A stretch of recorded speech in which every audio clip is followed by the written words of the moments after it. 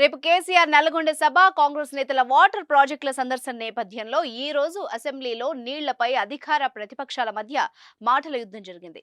20వ శతాబ్దపు యుద్ధాలు ఆయిల్పై జరిగితే 21వ శతాబ్దపు యుద్ధాలు నీటిపై జరుగుతాయి అంటారు ప్రపంచ బ్యాంక్ మాజీ ఉపాధ్యక్షుడు డాక్టర్ ఇస్మాయిల్ సెరాగిల్టిన్. 30 ఏళ్ల కిందట ఈయన చెప్పిన మాటలు ఇప్పుడు నిజమే అనిపిస్తున్నాయి. చాలా దేశాలు రాష్ట్రాలు నీటి కోసమే కుస్తీ పట్లు పడుతున్నాయి.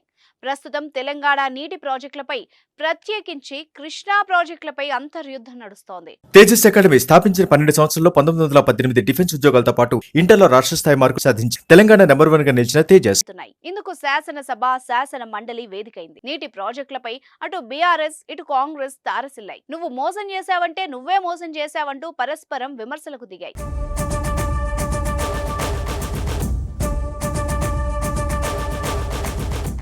ఈ నేపథ్యంలో అసలు వివాదం ఏంటో ఇప్పుడు చూద్దాం. కేసీఆర్ పాలనలో తెలంగాణలోని కృష్ణా నదిపై ఉన్న ప్రాజెక్టులకు తీరని అన్యాయం జరిగిందన్నది ప్రస్తుత కాంగ్రెస్ ప్రభుత్వ ఆరోపణ.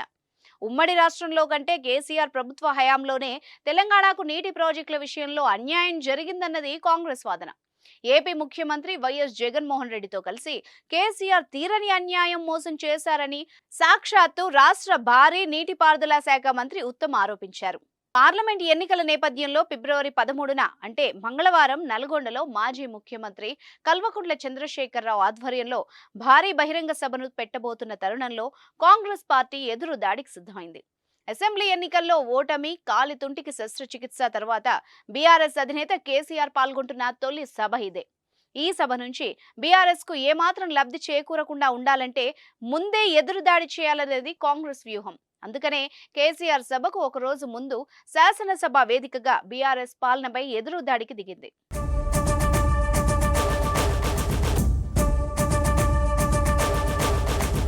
కృష్ణా నదీ జలాల పంపిణీలో తెలంగాణకు అన్యాయం చేసిందే కేసీఆర్ అంటూ వాస్తవాల్ని జనం ముందుకుంచేందుకు రాష్ట్ర ప్రభుత్వం సిద్ధమైంది.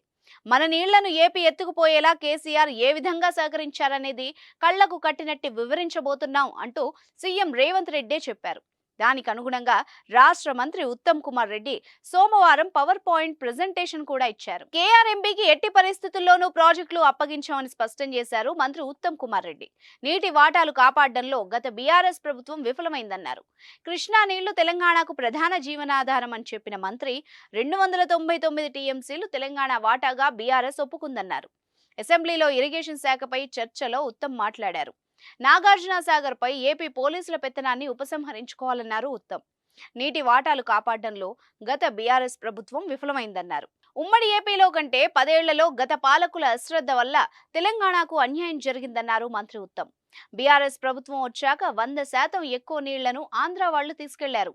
పాలమూరు రంగారెడ్డికి 27,500 కోట్లు ఖర్చు చేసి 1 ఎకరా కూడా నీళ్లివ్వలేదు. గత ప్రభుత్వ హయాంలోనే పోతిరెడ్డిపాడు సామర్థ్యం పెంచారు. 2015 నుంచి 2023 వరకు కృష్ణానదీ జలాల్లో ఆంధ్రాకు ఎక్కువగా నీళ్లు అప్పగించి తెలంగాణకు తీవ్ర అన్యాయం చేశారని ఉత్తమ్ కుమార్ రెడ్డి అసెంబ్లీకి చెప్పారు.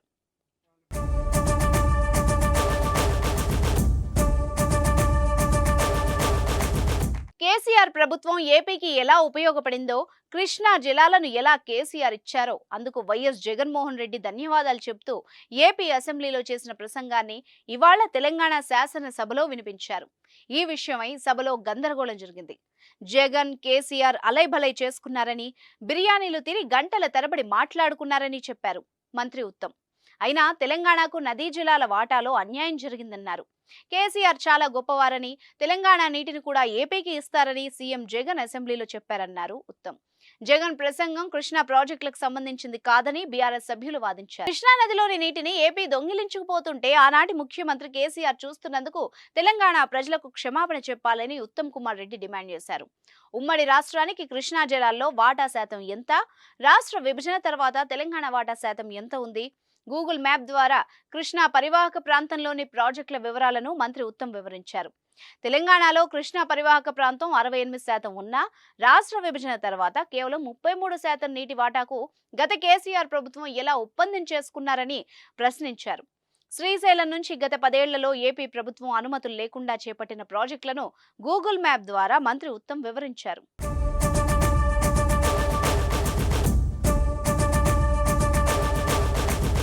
కృష్ణా, గోదావరి బేసిన్లు వాటిపై ఉన్న ప్రాజెక్టులపై అధికార ప్రతిపక్ష సభ్యులు కసరత్తు ప్రారంభించారు.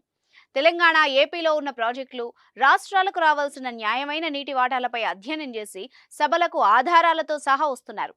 అధికారంలో ఉన్నన్నాళ్లు ఏపీ నీళ్ల దోపిడీకి వంతపాడిన కేసీఆర్ ఇప్పుడు డ్రామాలు ఆడుతున్నారని, ఆ డ్రామాలను అసెంబ్లీ, మండలి సమావేశాల్లో కడిగేద్దామని ఎమ్మెల్యేలకు, ఎమ్మెల్సీలకు సీఎం రేవంత్ రెడ్డి సూచించారు. బీఆర్ఎస్ ప్రభుత్వం నకిలీ జీవోలతో ఏపీకి నీళ్లు ఎలా ఇచ్చిందో ఎమ్మెల్యేలు, ఎమ్మెల్సీలకు పవర్ పాయింట్ ప్రెజెంటేషన్లో వివరించారు. నీటి వాటాల విషయంలో పలు సందర్భాల్లో కేసీఆర్, ఏపీ సీఎం జగన్ చేసిన కమెంట్లను ఎమ్మెల్యేలు, ఎమ్మెల్సీలకు వినిపించారు.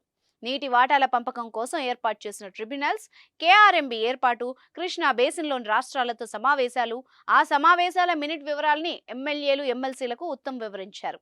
కేఆర్ఎంబీకి ప్రాజెక్టులను అప్పగించిందే కేసీఆర్ అని, కానీ ఇప్పుడు కాంగ్రెస్ ప్రభుత్వంపై దుష్ప్రచారం చేస్తున్నారని సీఎం రేవంత్ అన్నారు. నీటి వాటాలు తేల్చేంత వరకు ప్రాజెక్టులను కేఆర్ఎంబీకి అప్పగించేది లేదన్నారు. కేఆర్ఎంబీకి ప్రాజెక్టులను అప్పగిస్తున్నట్టుగా తాను గాని, ప్రస్తుత ఇరిగేషన్ సెక్రటరీ రాహుల్ బొజ్జా గాని సంతకాలు చేయలేదని తేల్చి చెప్పారు. ప్రాజెక్టులను మళ్లీ రాష్ట్రం పరిధిలోకి తీసుకొచ్చేందుకు ఉద్యమించాలని నిర్ణయించారు. అందుకు తగ్గట్టుగా సోమవారం అసెంబ్లీలో 2 తీర్మానాల్ని ప్రవేశపెట్టాలని సీఎం రేవంత్ రెడ్డి నిర్ణయం తీసుకున్నట్టు తెలిసింది.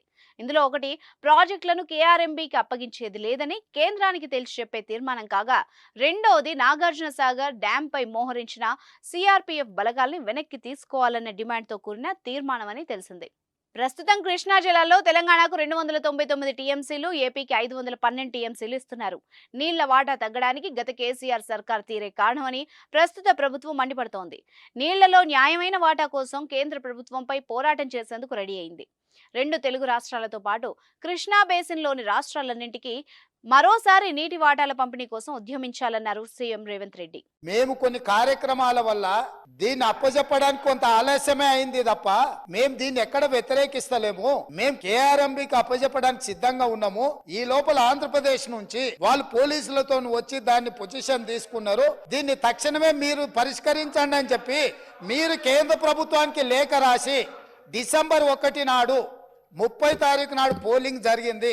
3 తారీఖు నాడు ఫలితాలు వచ్చినాయి. 1 తారీఖు డిసెంబర్ నాడు స్పష్టంగా ఆనాటి ముఖ్యమంత్రి మరియు సాగునీటి పారుదల శాఖ మంత్రి కల్వకుంట్ల చంద్రశేఖరరావు గారు, వారి ప్రిన్సిపల్ సెక్రటరీ, సాగునీటి పారుదల సెక్రటరీగా అఫీషియల్ గా వీళ్ళు లెటర్ రాసి ఇన్ని నీతులు చెప్తున్నాడు కదా.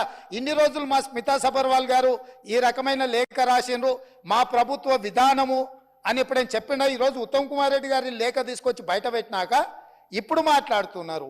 ఏంది? అవును, మా స్మితా సబర్వాల్ గారు లేఖ రాసిండ్రు, మా ముఖ్యమంత్రి గారి ఆలోచననే ఇది అని.